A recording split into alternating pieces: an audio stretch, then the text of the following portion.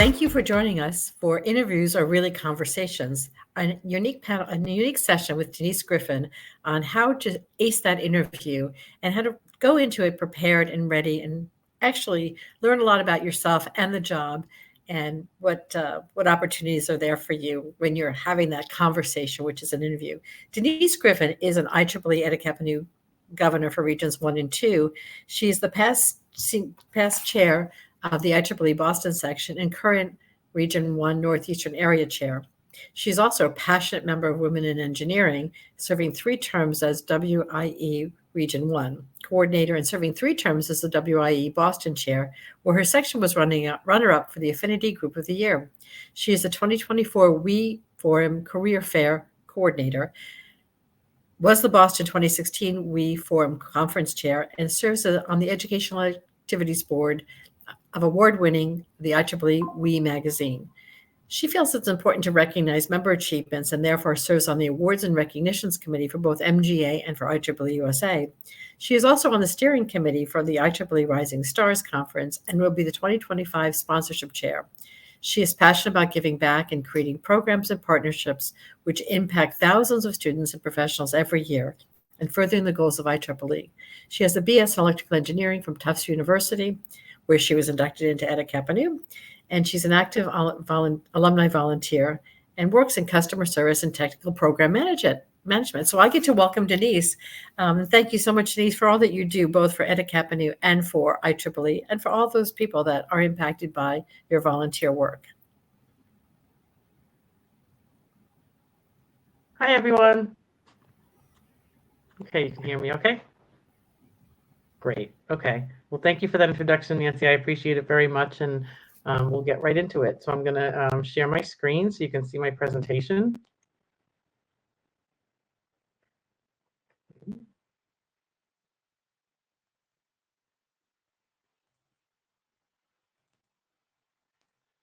All right. So hopefully you should be able to see that in a second.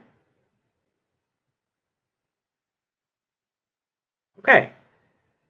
So thanks for the introduction again, Nancy. And again, my name is Denise Griffin. And so the way I'd like to conduct this session, if possible, is I will present it as a presentation, but I will have a couple of times where I will be over in the chat asking for people to kind of pop in and give me their opinions on things or their answers to some questions I might have. But at the end, I'm going to leave a good amount of time, say 15 minutes, to actually allow you to ask questions. So we have people kind of monitoring questions, and I'll be keeping an eye on it myself, so I know, what you're saying. So it looks like there's people coming in from a lot of places. This is great. Oh wow, there's people from Italy, and there's people from all kinds of places. So thank you, Nancy, for encouraging people to and giving me all these nice warm welcomes. I'm from Burlington, Massachusetts, the Boston area, so you'll probably be able to tell by my accent. Okay. So the topic of this is interviews are really conversations. So I'm going to go to the next slide.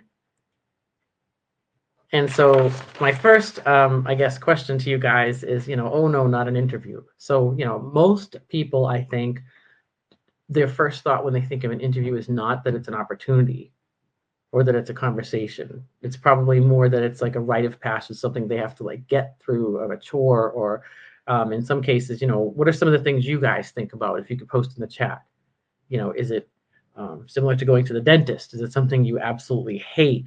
Is it something you're afraid of? It's something you look forward to. So I'd love to see if anybody has any, it could be one word, it could be a little phrase about how you feel about when you're going into an interview. I'd love to hear it. But I know for me, anyways, going into an interview, sweaty palms. Okay, well, yep, I agree. Plus, you're all dressed up, and there's so many different.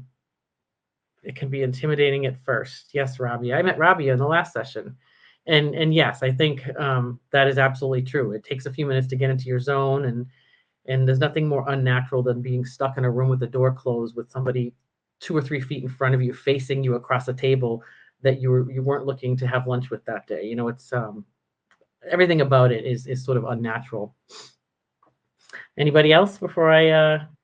Oh, stressful but exciting. Well, that's a good. I like that. And then my least favorite part is at the end when I'm asked what questions I have. Usually at that point, my mind is tired and I want it to be over. I mean, that is so valid.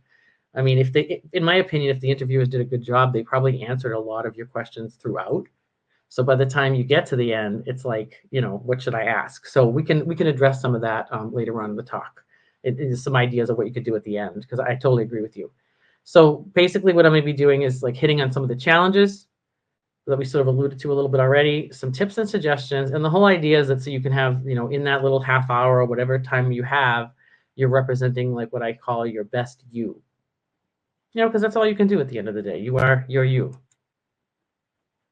Okay, so on that note, I think before you even do your interview, and you have to realize that what makes you different. Okay, so you're in a great field, first of all, right? So that's number one. Like, congrats on that. How far you've come. You've either finished or you're finishing your degree. Maybe you're already out of work, looking for your second job. Maybe this is your first job. Whatever it is, trying to get an internship. Either way, but you got the interview. Okay, so that right now means you made it through some applicant tracking system, or perhaps you gave your resume to a friend who referred you into their company. Whatever it is, you got through. So there's a lot of people that didn't. I mean, a lot of people that didn't. I've had people tell me, "Oh, we only picked six resumes to review out of hundreds." I mean, that's an amazing feeling. So at least tell yourself that, first of all. So what's next? The main thing I think that they're trying to figure out in the interview, and they being, whether it's HR, usually it's HR, human resources, or somebody at the beginning, the first part is, are you somebody that they want to be able to work with? If you didn't have the basic skills, you probably wouldn't have gotten the interview in the first place. Doesn't mean you have all the skills, but for the most part, you have enough that you got their time on their calendar, at least a half hour of somebody's time. And people are busy, so realize that. And I think the other important thing you need to know is that it's not all about grades, right? If it was just about grades and you have your grades on your resume and you got an interview, like, anybody above a certain grade point average will be getting interviews. It's obviously not that. Besides learning academics in school, you also learned how to communicate, and you learned how to, in group settings with other really smart people like you learned how to present your ideas, and you learned how to sometimes defend your ideas if you're trying to pick between three ideas to push forward. You've also hopefully learned, really good work ethic and proven yourself to be reliable among your peers on a project or in a volunteer group at school, or maybe you worked on campus, or if you're out of school already, maybe you had your first job that maybe wasn't your career job, but you volunteer a lot. Whatever it is, you've shown up and you've been accountable. So that's all something that needs to be, it's hard to sometimes verbalize those things on a resume as much as you can in an interview. And then finally, of course, if depending on what you did in school, time management and being able to prioritize things are things that some people do better than others. And you can highlight those things in this interview. So these are the areas where nobody can tell a lot of that stuff from your resume. It's hard to really represent that along with all your classes and grades and projects and everything else that you got to squeeze onto, one page or whatever it is. Okay. So the challenges. So some of the challenges of the interview, like I was just alluding to about the grades, is that you feel like you're being graded, like you're in some kind of a test. That oftentimes, and I've had interviewers like this, I mean, they do this, especially I think in tech jobs. There are people who have sort of, that you feel like they have a chip on their shoulder and they're trying to, weed out the smart people. And I mean, if they feel that way and you can tell, then that's unfortunate. But I think, most good interviewers are just trying to see, like I said earlier, like, do I want to work with this person? Would they fit into our culture? Would they fit into the way that we operate? If they seem like they're trying to trip you up, it could be that they're nervous. I mean, don't forget they have a day job and somebody probably asked them, it could be a half hour before the interview, go in and interview this person, or you're on the schedule for today to interview out of 4 people. Or if it's the HR person, he or she might just be so busy interviewing people back to back. So try to remember that the other person is actually a human on the other side, and they have a job too, and their boss is saying, I need to fill this role. I think another challenge is you think you have to have everything they need, meaning that if the job description, which they often do, has 10 bullets, that you have to have all 10. Now, I think there's different theories on how many of them you have to have. There's a lot of theories that say that men are more apt to go for jobs where they only have 3 out of 10, and that women look for jobs where they have 7 out of 10. I have no idea if that's true or not, but I have read it in multiple places. Either way, I don't know if 3 is the right number. I don't know if 7 is the right number, but I know that it does not have to be 10. And the reason I know that is because I've been on the other side where we're trying to write the job description, and it's hard because you're trying to write a story of what somebody's day looks like day after day over the course of however long, and all the things they do and all the people they interact with and all the responsibilities and pressures that they have. And you're trying to make it sound nice and not use the same verb 10 times. So it's just as hard to write a job description as it is to write a resume. And people dread doing that too. So I think you have to take it in with a grain of salt in that respect, and just try to, really read the job description and understand like what you think they're really trying to get at. And that might involve you needing to go read the company website as well, or the company mission, or go to LinkedIn and where it says about. I think the other challenge is that, for a lot of people, talking to strangers is no fun. I'm an extrovert. I like strangers. I like talking to people I don't know. I think it's fun. I think people are really interesting. I don't love interviews, but I definitely don't mind strangers. But for a lot of people, even if they are an extrovert, they're just nervous. They're trying to get a job. They don't know if they've been looking for a year and it's taking forever. They're nervous. And then there's people who just, hate this so much, and they're so nervous, and it's the last thing they possibly want to do. So people come in all shapes and sizes, and no one of those is going to be perfect for an interview. But just at least know that you're not alone. Just because the human resources person is interviewing you, or the hiring manager is interviewing you, doesn't mean that they're super comfortable with it either. But they probably, at least hiring managers, they definitely have no choice. Human resources people might be more skilled in interviewing. That's kind of maybe perhaps even what they went to school to do, is be in that role. But hiring managers, they're looking for tech people. They may not enjoy interviewing at all, and they might be as nervous as you. So you have to try to remember that. And I think a lot of times, we say like, it starts to feel formal, forced. I said that earlier. You're 2 feet away from people. It's kind of unnatural. The door is shut. You're forced to sit down. Maybe you don't like sitting down when you're talking. Maybe you like to walk around. But you can't do that in an interview. It's kind of you're stuck in a chair, for at least 30 minutes. So all that stuff makes you normal if you feel that way. So my main point of this whole thing is that it should be a conversation where both sides have something to gain, potentially. You might get a job that you really like. They might hire a rock star. And that's what's hopefully like the perfect scenario. Or it could be that you mutually decide that, you get a weird feeling, like you don't think, oh, I don't know if I could fit in with these people. And then they might feel that too. And you know what? Fine, great. Find out now and then move on. It's still good to know.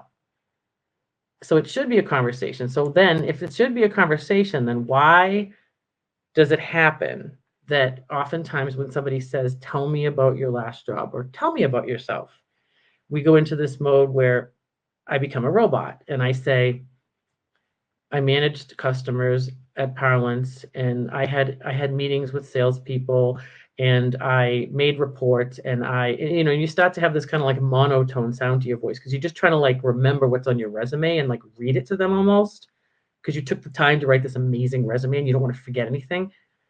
But really, at the end of the day, they just asked you a question, like kind of like, why is it, who are you, what do you like to do, and or what did you do at that company that mattered, why was it so good that you were at your company, or what you worked on XYZ project. So my question to you is, if you were asked this question by a friend, how would it be different? So imagine you go to a coffee shop with somebody you haven't seen in like 3 years, and maybe they went to a different college. You just haven't really had a long conversation. You've only been texting over the last couple of years, and you finally sit down and they're like, so what do you do on that big, huge project at your school? Or what do you, in your part-time internship, what do you do? Like, who do you even work with? Or like, is it going well? Like in those cases, if you were talking to a friend, you wouldn't be robotic. you would just say, well, yeah, I mean, I actually really like this job. It's pretty cool. When I got there, they had this huge problem where they just like couldn't get this one thing done because it took so long. But I'm actually really good at Excel. So I was able to get them to get the reports to be so much faster. And oh, now the guy really likes me. Like that's like a story. And that it wasn't a perfect, I didn't use perfect words in there, but that sort of up and down tone in my voice and that sort of comfortable, like getting to the point of like what changed after me being there, I actually had an impact. Like that helps them. So if you answer the question as if you're talking to a friend or just somebody that, you know, stories really will fix the robot thing, and use like an example. So you could be just like one piece of a project. Like in my last role, I was the first customer success manager at Parlance. They had never had one. They had no process. The salespeople were doing all the managing of new and existing customers. Everybody was way too busy and stressed out. And so I came in and helped them get processes. I helped people learn to talk to each other more. I found gaps in the process, create all this new stuff. And so now salespeople can go sell. Customer success managers manage the existing customers, and everybody's happier. So like that's kind of my story of my role. You have to find what yours is, and it could be anything. It could be one small example, or it could represent your whole project or job.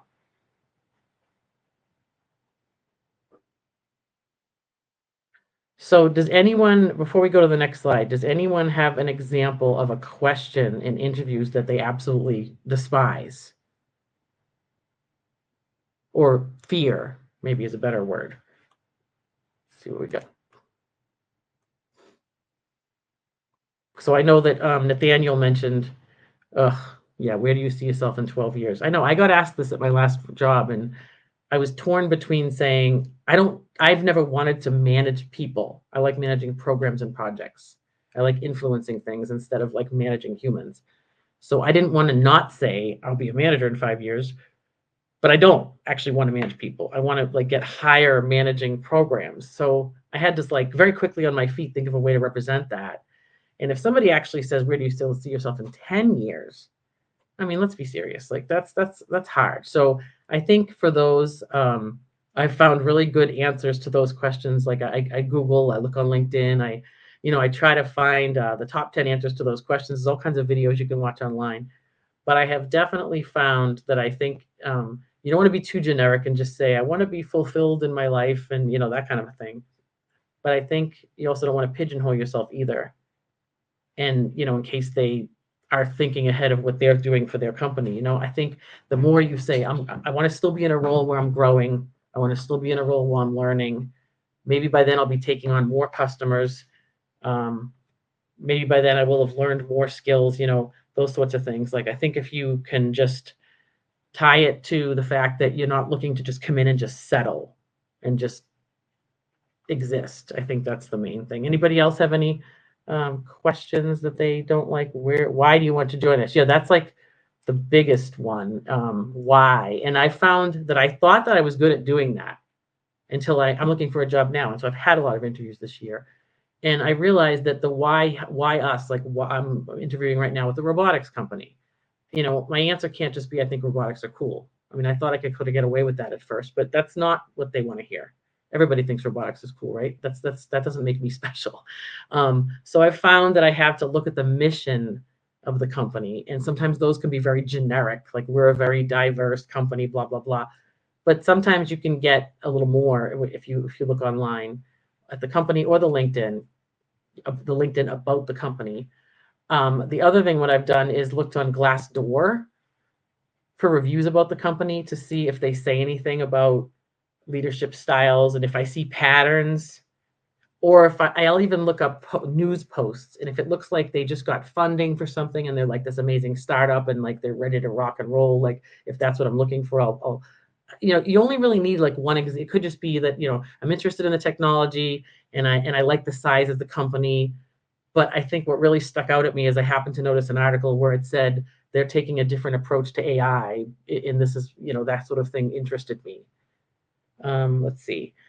As a neurodivergent, somebody said, as a neurodivergent person, I really despise interviews. LMAO. I know I love to show what I do. Yeah, I know. I get it.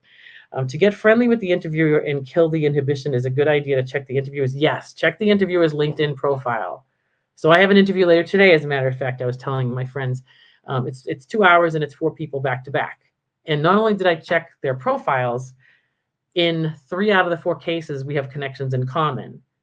So they're not connections in 2 out of those 3 cases. I don't know where I met the people that I'm connected with. It could have been an IEEE meeting, and I don't know them well enough to go out and say, hey, can you help me? But one of them I do. And so I did. And that led to something. It led to a conversation with somebody. So I already am going in with a little more information then, and that makes me feel a little bit better. But yes, check their profile, who you're talking to, because it could be like that you went to the same college, and it could be a small school. It could be that you played the same sport. It could be that you both volunteer for IEEE. That's a big one. I mean, that's happened to me a couple times. It could be that you can tell from the way that they write their LinkedIn profile, even like a little bit about their communication style. You'd be surprised. That one's getting a lot of likes about checking LinkedIn profile. Okay, and then what is something that you struggle with and had to change? I feel like you always hurt yourself by being honest. Yeah, I totally agree, Nathaniel. When they ask you the question of, you know, tell us a time when you failed, like you don't, they always say you don't want to lie and say, I've never failed, I'm perfect, because then that's, not human. But I think what they're really trying to get you to do, sometimes they're just trying to get you to talk, because it might be, they're just trying to get conversation flowing. But I think what they're looking for is how you handled it. It's not about how you felt, it's about how you got up. So, in my case, I usually try to use the example of like when I got there, I noticed at my last company that there was a lot of rift between like the sales and the service people. And I tend to want to be the type of person that wants to make everybody be friends. It's just my nature. But I realized that, just being friendly with everybody wasn't going to cut it. I tried that route and that didn't work. What I really needed to do was figure out the gaps in the process, the holes that existed that were causing miscommunications. Like I had to sort of find the reasons that were causing so-and-so to think he didn't like so-and-so. And so that took a while. And so I, in a way, it sort of failed for a while. I was trying to just get people in the same room and, get them to talk to each other, and that was not working. It was actually making it worse. So, I mean, that's kind of an example I use because I do a lot of relationship management. But, it's those sort of things that they're trying to look for, like how you tend to, okay, so I'm going to take one more. And do you have a disability? So, I mean, I assume they do ask that on interview sometime. I don't know if I guess they can, right? Because they do ask that. You can volunteer that information you want when you're applying. You can either answer it or not answer it. I mean, I think you obviously have to be honest, because if there's some kind of accommodations they need to make for you. Yeah, I don't have good advice on how to answer that question, to be honest. But I bet there's a million resources out there that can tell you how to do that. But my gut says be completely honest if you do. And I can't for the life of me think you'd be the first one. But that's a really good question. Okay, so I'm going to move on and say, here's some things to remember. And I think this is really important, that filling a job is hard. So we have to make it easier for them. And what I mean by that is not just in your resume, which we just had to talk about that in my last session. But you need to make them they have to remember you somehow from that conversation. They don't have to remember everything about you, but there has to be some feeling they get from it, or some sense of confidence that they get from that interview that makes them want to think, okay, I think this person is worth continuing a conversation with. It doesn't have to be that they walk out thinking, this person is perfect, but they get so many resumes, and what they end up doing, and I know this also from, I'm an interviewer for Tufts as for admissions, like a volunteer interviewer. So I interview 10, 20 kids a year. I'm not in admissions, but I help. And they're all amazing applications. I mean, they're all amazing interviews. And it's so hard when I have to go write them up. And I'm trying to compare them. You can't really, you have to write them individually, try not to compare them to each other, but it's just so hard. And so I can only imagine what it's like for a human resources person after getting the pile of resumes that made it through the applicant tracking system. And then they have to whittle it down to the ones that they're going to interview. And now you're in like the cream of the crop by this point. How do they weed those out? It's really hard. So I think in that case, you want to make sure that you find ways to not let it be easy for them to weed you out. Little things like spell check, and spell check now is way beyond spell check. It's that's not even the right word. It's actually that review button. It says review, and it'll tell you things like, sometimes I make a sentence run on too long, and it's like you can just shorten it. I forget what the word is that they use it to say it, but it comes under grammar, and that's helped me many times just to kind of cut out some words like, to fix any problems. You can say to fix problems. I mean, it's little stuff like that in your resume, but in an interview, you can't. There's just things to avoid, like, so these are a little bit more like related to the resume, just because I think, it's important to know that. But by this time, you've already gotten in there. But I think that when you're in the interview, I think it's just being present, and, even like your body language, like try not to look too bored. I wouldn't be slumped back in your chair like that. I think you want to listen to the questions and not be afraid to pause, especially for those hard questions. Like Rabia asked, do we always know who the interviewers are? I always have. I mean, it's usually booked ahead of time, and you have a name and like a link or something if it's virtual. I guess if it's in person, yeah, but even then, I think you should know the name. And like the one I have today is a second interview with 4 people in a row, and I have their names and their titles. So I mean, I'd kind of be surprised if you didn't know their names. That would be pretty tough. But definitely, I think you want to make sure that you are, seeming engaged, dress the part, be careful to have, like, if it's a virtual thing, like I just have mine blurred a little bit. It's nothing crazy, but not have too much crazy stuff going on in the background. My cat tends to come up on my desk, and it's cute. It's okay for, like, if I'm in a meeting with IEEE or with even work, sometimes it's been okay over the years. But if I'm in an interview, I wouldn't really want that to happen, because it would distract me and probably make me be nervous. So I shut my door and don't let her in. Little things like that. But remember that, you want to get yourself out of the category of being easy to rule out. So I think the one thing I would remember that I didn't put on here, but is that I wouldn't ever negatively describe your past either company or school situation in a way that sounds like just a big complaining session. Even if it's the reason why, let's say, you don't have perfect grades, or you don't have something, they don't know you well enough to know that you may have risen above that situation unless you told them your whole story. So focusing on something negative probably is only going to leave them with that sense of they complained. They might just remember just that. So I would stay away from, my last boss was a micromanager, or I wasn't given the opportunities. I mean, there's other ways to phrase it by saying things like, I was really good at the task at hand, and I did a really good job, and my managers were happy with it. But I think I'm going to be better off in a role where I have impact on more than one project at a time, and it's a more collaborative environment, focusing on interacting with different departments all the time, not just one, something like that. Gemini are icebreakers.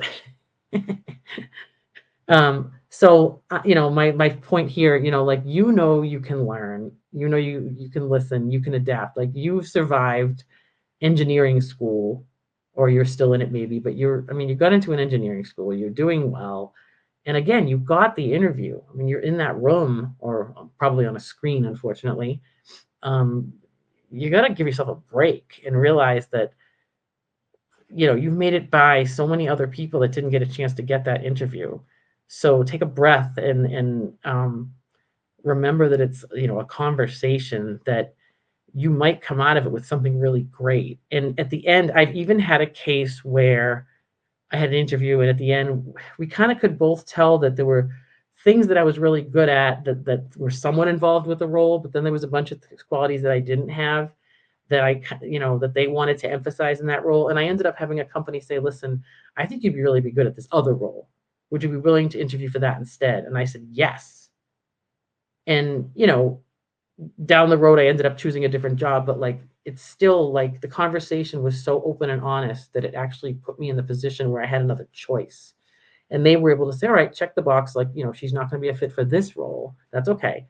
but she's someone we want to keep talking to because she would fit in our culture, and she seems, like she's interested and engaged, and I think coachable or trainable are good words to remember too. Like, we tend to be, we think we know a lot of things, right? Because we have this great degree and we're smart, but we don't know everything, and we have to be, teachable and coachable and willing to take other people's opinions. So I think there's ways to let that come up in an interview too, like the humble side of you, where maybe, okay, so maybe you didn't agree with your last team on your last project, and you wanted your idea to be the one that won, and maybe it wasn't, but what did you learn from that? I think that's the kind of stuff that people really want to see. So I think we have actually like 20 minutes left, and I think my last slide might just be a question slide. Let me see. Yes. So I just kind of, instead of calling this question, the questions and answers, I just kind of said, ask me anything. And you guys have done some pretty good jobs already of questions that are in there. So let me see. I'm just going to see if anything else. A couple of things. What if your interview is an AI bot? Oh, gosh. I have not seen, like, not a human? Yikes. I have never seen that. Wow. That's crazy.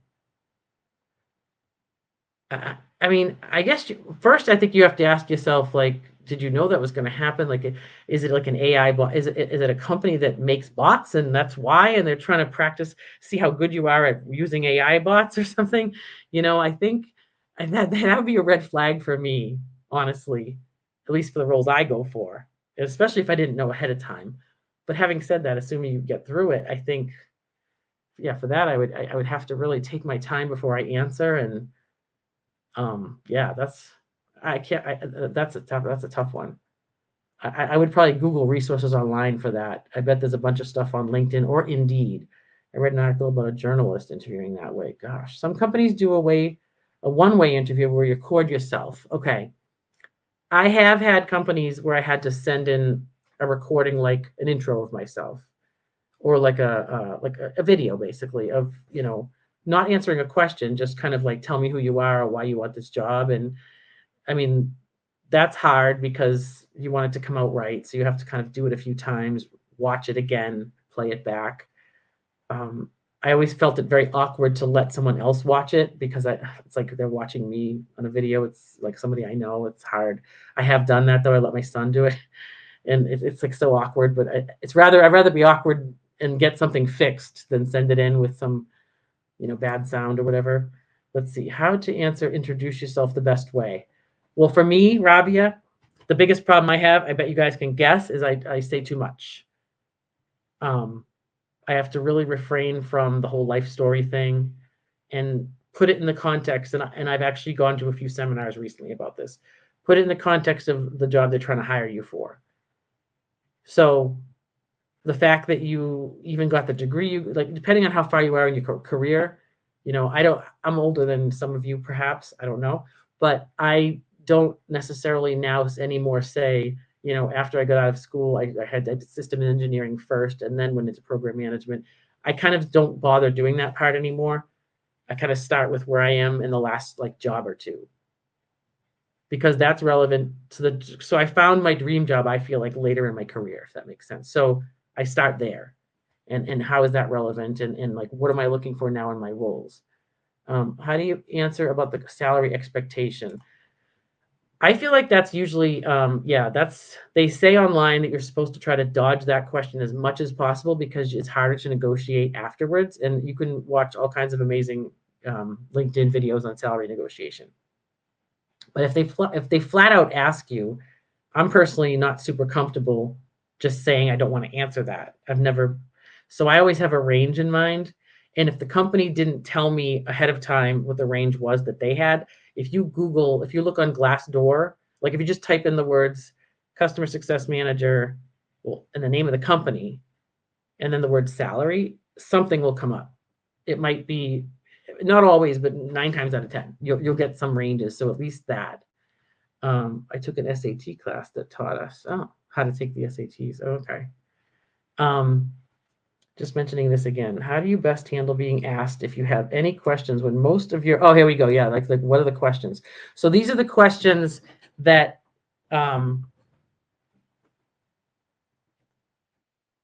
these are the questions that I get that I think are really hard. What else do you have to ask us? And I think what you don't want to do is, miss an opportunity. So my big question has been lately, what I say to people is, what can I do in this role, like that would make your job as a manager easier? So in other words, what are the qualities that your perfect top 3 qualities that you would want to have in a person, that if I were to start this job in a month or 2 weeks, that you would feel like, oh, I'm so glad I hired this person. And that really seems to like have them take a step back and say, oh, well, the biggest problem we have right now is X. Okay, how much of this is, okay, not okay, how much is yourself? Okay. Okay. So anybody else have any other questions? I'm going to scroll back a little bit. I have experience. Okay. Some companies, yep, we got that one. Okay. Jordy, I met Jordy earlier today. I also feel like it's a good idea to learn from people who work internally to ask what's it like to be in the job. I mean, 100%. Like if you can utilize LinkedIn to prepare yourself for the interview by finding out that you have like a second degree connection to somebody in that company, I can probably say with certainty that most anybody in IEEE or HKN, if you were to reach out to them and say, you and I share a connection, and I'm interviewing at this company, like, would you be willing to either talk to me a little through chat or maybe even in a Zoom call about the company? We're both members of IEEE. And they might say no, or they might just not answer you. But I've had pretty good luck doing that. And the more you can go in knowing about the people that are interviewing you is really helpful. Okay, I tend to be more personal to avoid talking about my current employers or process. Okay, let's see. We're just going back to see if we have any other ones. All right. Why do you want to join us? Why should I hire you? So why should I hire you is kind of similar to why do you want to join us, but it's a little bit more about impact. So your interview is the time where you can have the conversation about, here's what the company or the school or the project or the whatever looked like when I got there, and here's what it looked like afterwards. This is what I accomplished. I made it so that we did this faster, or we did this less, or we did we needed less humans to get this accomplished, or we had less roadblocks in the processes because I implemented a new process. Like those kind of impact things, they hopefully are in your resume, but that's your time to shine there. Nancy had a really good example of a question that you could ask them, like, what does success look like in this position? So if I was going to be, sometimes they only give you performance reviews once a year, but if I was going to have, a grade after 3 months of being at this company of how I'm doing so far, like what would you say, or what would you say I would need to have accomplished by that time? And, be able to say, wow, I'm really glad I hired that person. The last 3 months have been really great. Okay. Any advice on how to get work opportunities in a developed country if I currently work in a developing country? So that's more about work opportunities. I don't have a really great answer for that. I think I would probably be more inclined to look on some of there's some really amazing resources online under LinkedIn, under Indeed, under Glassdoor that might help you. And I belong to a lot of different like forums where you can go in and just ask questions. My university has an amazing career page where it's called The Herd, is one of them, for example, for Tufts University, where you can go on and talk to like past alumni about things exactly like this. And it's a very international school. So, that might, those are the kind of things I would suggest. Okay, hi, Christopher Sanderson. What additional things do you feel are important in my 30, 60, 90 plan? So I assume you mean like a 30-day, 60-day, 90-day. So that's another good question, because you'll see sometimes on these on the job descriptions now, you'll see, we want you to have by this day, we want you to have done this. By this day, we want you to have done this. Like that's in a job description now. So you might turn it around on them and say, in order to meet those sort of deadlines that you have set in your job description, what qualities would I need to have? What do you need from me? Yeah, Nancy is saying that both IEEE and, of course, HKN have mentoring programs that you can sign up for as a member that might help you with a lot of the things that you guys are coming up with some really amazing questions. I know Amy's asking, is it worth it to pay for help like interview coaches? I think that depends. I haven't done that, but I've helped some of my son's friends and they've said it's really helpful to do mock interviews that are maybe seem super awkward, but I don't know that it has to be someone that you pay. I mean, it might be worth it. I haven't tried it. Again, that might be a question I would pose to a network of people that I knew perhaps that were, worked for me. I might throw that out like an IEEE Collaboratech. I might throw that out in a LinkedIn forum and just say, has anybody done this? What did you think of it? Was it worth the money? But at a minimum, though, I would ask a colleague or a peer to do like an informational interview. And I've done this in my life where I've said, what do you think I'm good at? What do you think my strengths are? If you had to describe me to somebody, what would you say? So that you have some like an elevator pitch, and it might be different than what you think. You might be surprised at some of the things your friends and colleagues might say that are your skills that you want to remember to mention in that interview when you're having that conversation. Remember some of the things that other people tell you. Denise, you're really good at that. Let's see.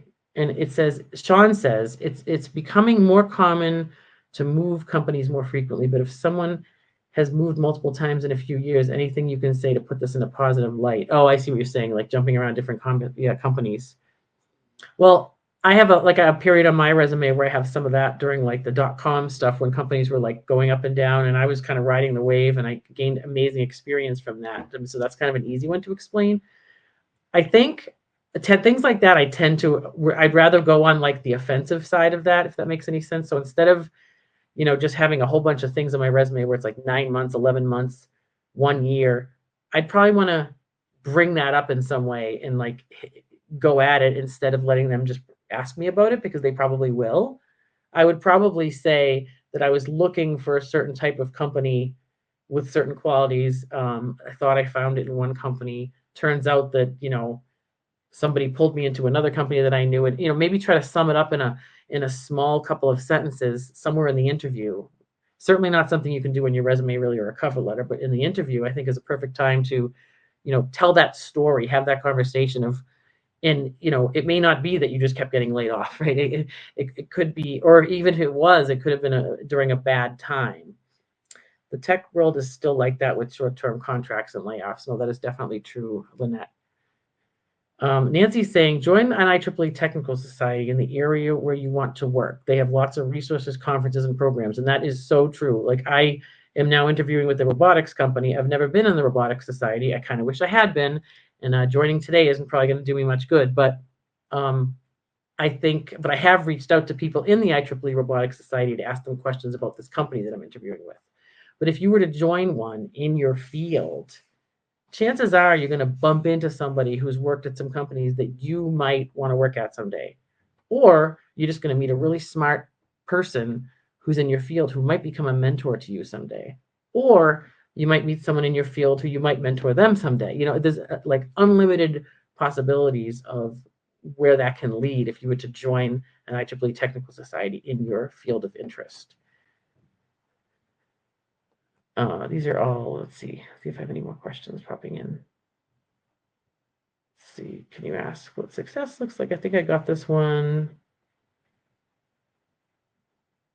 Okay, and how much is just okay. All right, yeah.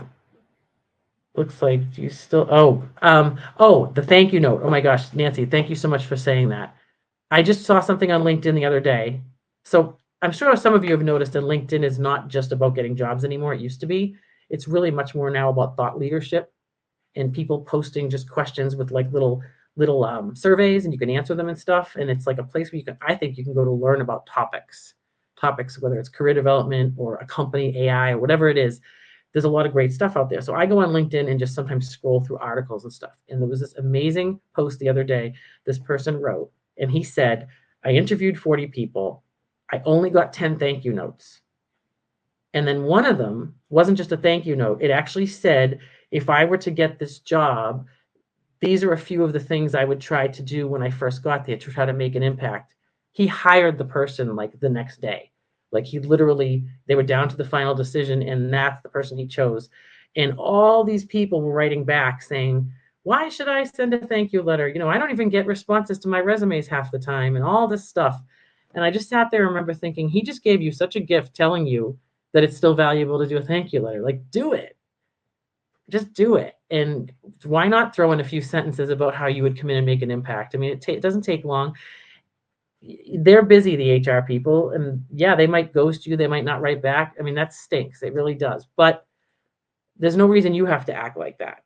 Just take the opportunity, do the thank you note. It's just a nice thing to do. If you had a nice conversation, even if it was just an okay conversation. But I was so surprised that he wrote that. And I was so surprised that he only got 10 out of 40 thank you notes. And I always hammer my son to do thank you notes when he was interviewing. Maybe not always like right after, maybe the next day or something, give him a little time to think about you. But I think it certainly can't hurt. So we only have a couple minutes left. Any other burning questions about interviews? I hope some of you are having them right now, or, don't be afraid to reach out to your IEEE network. And if there's a company you're interested in, go up to LinkedIn, type in the company name, see if you have any connections at that company. You might have somebody in IEEE that you can talk to, and it might just get you an interview. You never know. Networking is everything. See, I'm just going to scroll back while we're sitting to see if there's anything else.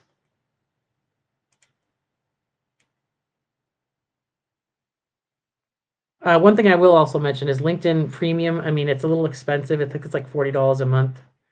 If even if you joined it maybe for 1 month, it starts to learn, like if you have certain things on your LinkedIn profile, it might say, based on the fact that you're looking for jobs in this area, you might want to take this course, it's things like that. Oh, somebody said, Christiana said, how do you deal with multiple round interviews? Yeah, that's pretty much the way of the world right now.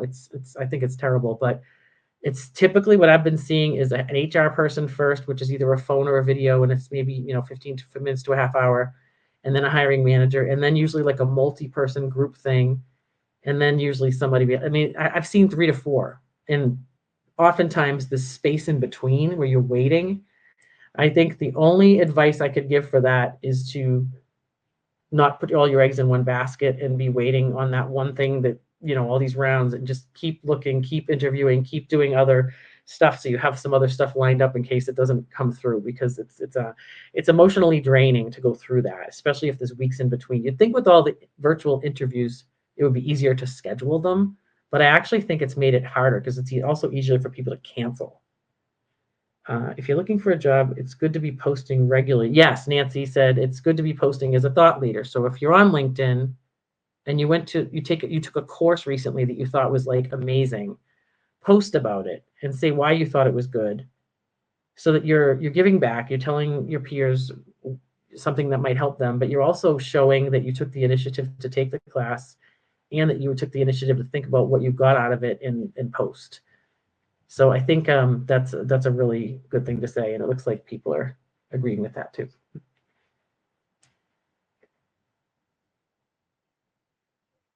Let's see. Yeah, we got some. Just double checking. It looks like a bunch of people liked. Yeah, people are really liking Nancy's comments about joining an IEEE technical society or just volunteering in IEEE-HKN, whatever, somewhere. Even just today, some of your names that are popping up. I met you in the last session. Now I'm seeing you here. I appreciate that. I feel like you're in my network now, right? I would connect with you on LinkedIn. We might talk.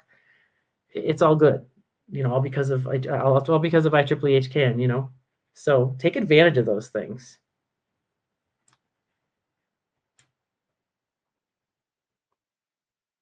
Well, thank you all so much for all being here.